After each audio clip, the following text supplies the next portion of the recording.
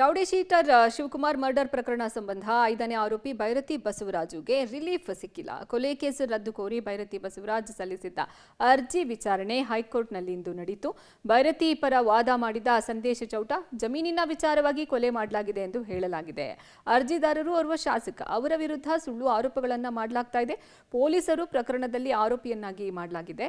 ಪ್ರತಿವಾದ ಮಾಡಿದ ಸರ್ಕಾರ ಪರ ವಕೀಲ ಬೆಳ್ಳಿಯಪ್ಪ 4-5 ತಿಂಗಳ ಹಿಂದೆ ಭೈರತಿ ಬಸವರಾಜ್ ವಿರುದ್ಧ ದೂರು ನೀಡಲಾಗಿದೆ.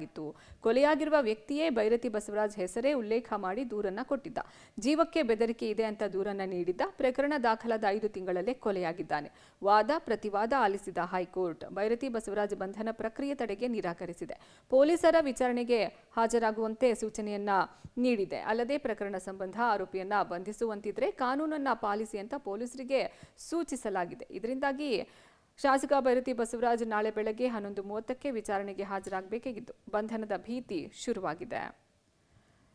ಹೈಕೋರ್ಟ್ ಗ್ರೀನ್ ಸಿಗ್ನಲ್ ಬೆನ್ನಲ್ಲೇ ಪೊಲೀಸರು ಅಲರ್ಟ್ ಆಗಿದ್ದಾರೆ. ನಾಳೆ ಶಾಸಕ ಭೈರತಿ ಬಸವರಾಜ್ ವಿಚಾರಣೆ ಹಿನ್ನೆಲೆ ಪುಲಕೇಶಿ ನಗರ ಪೊಲೀಸ್ ಠಾಣೆಯಲ್ಲಿ ವಿಚಾರಣೆಗೆ ಸಿದ್ಧತೆಯನ್ನ ಮಾಡಿಕೊಳ್ಳಲಾಗಿದೆ.